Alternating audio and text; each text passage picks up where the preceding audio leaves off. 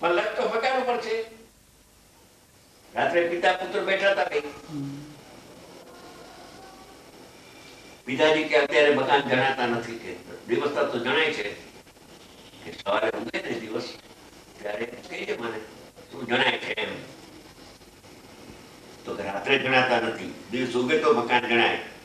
હવે વાત કરીએ, સવારે ઉઠ્યા, બોલ હવે શું જણાય છે? હવે મકાન જણાય છે. મકાન મકાન ને મકાન. બોલો પિતા કે સૂર્ય સૂર્ય ને સૂર્ય. બેનો પેડે મોટો વાંધો.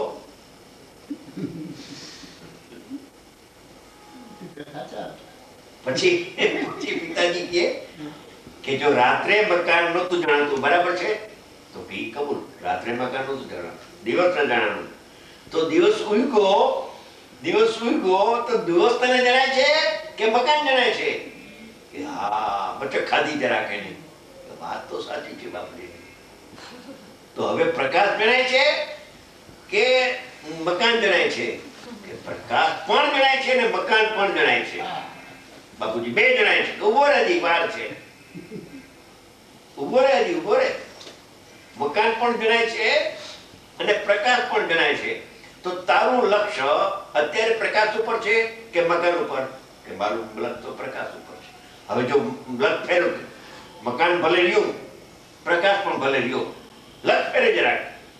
હું તને કહું છું કે મકાન જણાતું નથી, મકાન ઉપરથી તારો ઉપયોગ હટાવી લે અને પ્રકાશમાં લઈ આય. આ બાપુજી પ્રકાશ જણાય છે, મકાન હવે જણાતું નથી. તો પ્રકાશ જણાય છે, તો પ્રકાશ ક્યાંથી આવે છે? કે પૂર્વ દિશામાંથી. જરાક આગળ જો ને. હા હા, સૂર્ય દેખાઈ ગયો. હવે સૂર્ય દેખાઈ ગયો ત્યારે પ્રકાશનો ભેદ પણ ગયો, દેખાવો, અને મકાન પણ ગયો. વાહ વાહ વાહ, બહુ બઢિયા. મકાનનો દ્રષ્ટાંત યથાર્થ એ કબૂલ કર્યું છોકરાએ. વાત સાચી છે. લક્ષ જરા ખેડે, મારી વાત સાંભળ, તું મારી વાત સાંભળ. તો મકાન ઉપરથી લક્ષ ઉઠાવી અને મકાનને પ્રસિદ્ધ કોણ કરે છે? કે બાપુજી તો સૂર્યનો પ્રકાશ. તો સૂર્યના પ્રકાશ ઉપર લઈ જોઈએ એકવાર, કે હા પ્રકાશ જણાય છે. હવે સૂર્ય જણાતું નથી. પેલા કે બે જણાય છે, પ્રકાશ જણાય છે અને મકાન જણાય. સ્વપ્રકાશમાં આવ્યો. પણ ઓલા બાપુજી તો અનુભવી હતા. બરાબર. કે તારું લક્ષ્ય એક ઉપર છે કે બે ઉપર? એ શું કે લક્ષ તો એક ઉપર, લક્ષ તો એક ઉપર હોય કે મકાન ઉપર જણાય છે? મકાન જણાય છે, જે જણાય છે એના પર લક્ષ છે, જે જણાતું નથી પ્રકાશ એના પર લક્ષ નથી. હા નથી. તો હવે લક્ષ કરે જરાક, જો મકાનને તું ગમ કર અને પ્રકાશ જોવા મળે. હા બાપુજી હવે મકાન જણાતું નથી, હવે તો પ્રકાશ પ્રકાશ પ્રકાશ જણાય. હવે જયારે આગળ હોય એ ભેદ કેનો છે? અભેદનો છે. આહા, સૂર્યના દર્શન થઈ ગયા મને. એમાં ચૈતન્ય સૂર્યના દર્શન થઈ જાય. વાહ. જો સ્વપર પ્રકાશકનું લાકડું અને પર પ્રકાશકનું લાકડું કાઢે તો મોટો મિથ્યાત્વ છે, મોટો મિથ્યાત્વ છે. સાધારણ મિથ્યાત્વ નથી. સ્વપર પ્રકાશકના નામે અને અનેકાંતના નામે, સ્વપર પ્રકાશકના નામે જૈનના સાધુઓ પણ હારી ગયા.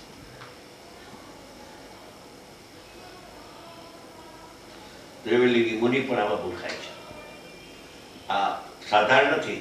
સ્વપર પ્રકાશકની વાત એ કોયડો છે.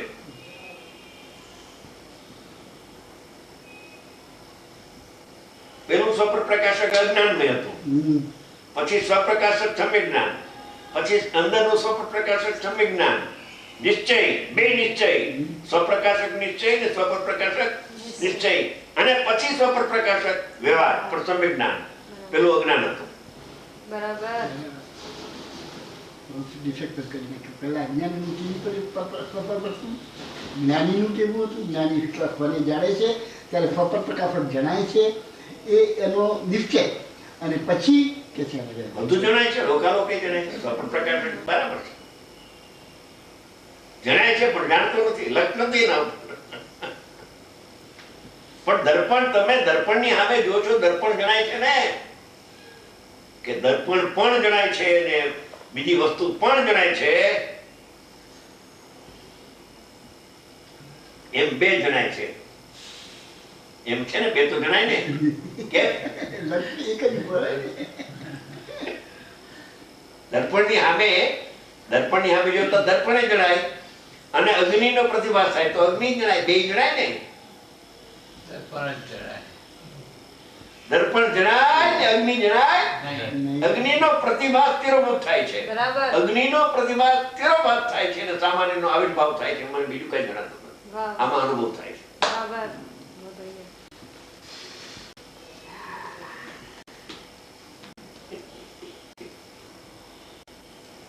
કોઈ એમ કહે કે મારું લક્ષ્ય પર ઉપર પણ નથી હા, ને 100 ઉપર પણ મારું લક્ષ્ય નથી. નથી. મને તો સફળ પ્રકાશ એક જ્ઞાનની પર્યાય જણાય છે. હા. અનુભવ થયો નથી હજી. હા, નથી થયો. નથી, અને સફળ પ્રકાશ એવી એક જ્ઞાનની પર્યાય પર્યાય જણાય. જણાય છે. અજ્ઞાની છે, મિથ્યા દ્રષ્ટિ, પાપી છે. હમ. હા, કાલે તો તમે ના પાડી હતી પર્યાય જોવાનું બંધ કરી નાખો. જેમાં પ્રતિભાવ થાય છે એ પર્યાયને જોવાનું બંધ કરો. કાલે તો તમે સફળ પ્રકાશક છે. સ્વને પર બે જણાય છે. બે જણાય છે એવો પક્ષમાં ઉભો છે નહીં. હમ. બે જણાય છે એવા પક્ષમાં ઉભો છે ને. એક જણાય છે એક નથી જણાતું એ પક્ષમાં આવ્યો. નથી આવ્યું. વેદ જ્ઞાનમાં આવ્યું જ નથી. વેદનામાં ના આવ્યો તો અભેદમાં તો ક્યાંથી આવે? હમ. બરાબર. વેદ જ્ઞાનમાં આવે તો અવેદ તો અભેદમાં આવે. બરાબર.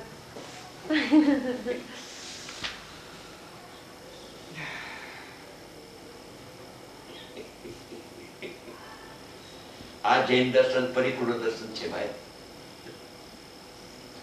પરિપૂર્ણ દર્શન બધી વાતના જવાબ છે.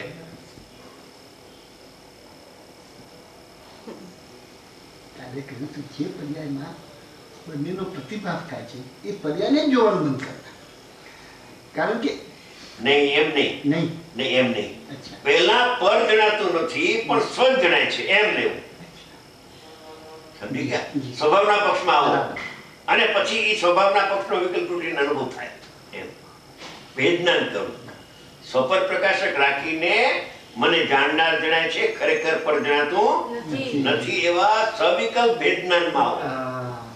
સવિકલ્પ ભેદમાનમાં આવતા વેત જે જ્ઞાનમાં જ્ઞાય ગણાય છે એવો જે ભેદ હતો એ નીકળી જશે, અનુભવ થઈ જશે.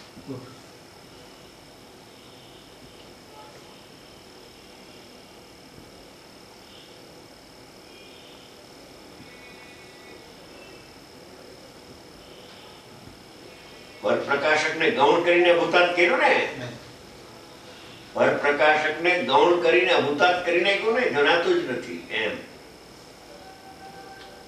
તિરોભૂત કર્યું. પરના પ્રતિભાસને તિરોભૂત કરે છે અને સામાન્યનો આવિર્ભાવ. અનાદિકાળથી અજ્ઞાનીએ શું કર્યું? સામાન્યનો તિરોભાવ કર્યો અને વિશેષ ન્યાયકાર જ્ઞાનનો આવિર્ભાવ કર્યો. એટલે એકાંત પર પ્રકાશકમાં ઉભો છે. નામ લે છે સ્વપર પ્રકાશક. એકાંત પર પ્રકાશકમાં ઉભો છે એટલે સ્વપ્રકાશકનું ભાન ક્યાં છે?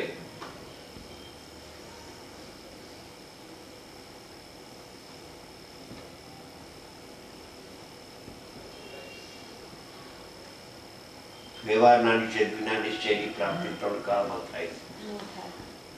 મને પર જણાય છે એ ભ્રાંતિ અનાદિકાળની ચાલી આવી છે. એ ભ્રાંતિ ટાળવી હોય તો પર જણાતું નથી, જાણનાર જણાય છે. પછી કદાચ કોઈ જ્ઞાની ભેદથી સમજાવે કે પેલા પર નહીં જણાતું નથી, તારું જ્ઞાન જણાય છે, એમ લે, તારી જ્ઞાનની પર્યાય જણાય છે. એમ ઉપદેશ બોધમાં એમ આવે કે પર નહીં જણાતું નથી પણ તારી જ્ઞાનની પર્યાય જણાય છે.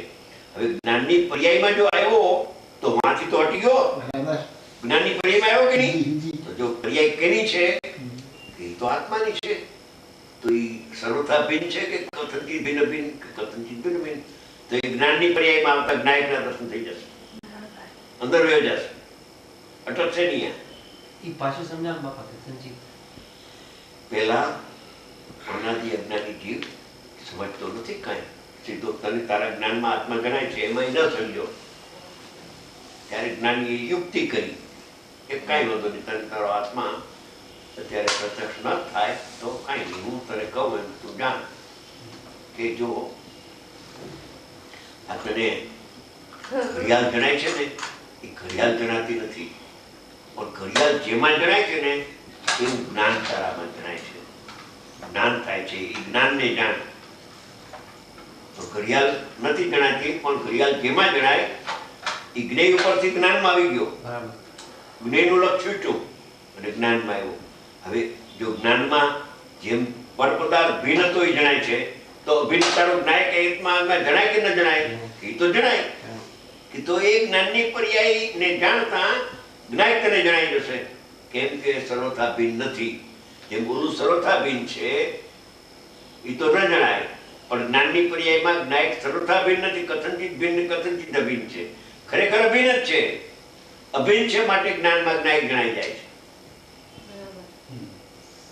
જ્ઞાનને જાણતા જ્ઞાયક જણાઈ જાય છે. એ ભેદ દ્વારા અભેદનું સદભૂત વ્યવહાર દ્વારા નિશ્ચય સુધી પહોંચાડે છે. બરાબર. અસદભૂતનો પગ છોડાયો, સદભૂત વ્યવહારમાં લાવ્યા અને પછી નિશ્ચયમાં આવી ગયો. બરાબર. એક ક્ષણિક જૂઠો વ્યવહાર ગયો, સાચો વ્યવહાર આવ્યો. મને ઘડિયાળ જણાય છે જૂઠો વ્યવહાર છે, અને જ્ઞાનની પર્યાય જણાય છે એ સાચો વ્યવહાર છે. એ સાચો વ્યવહાર છે, નિશ્ચય નથી હજી.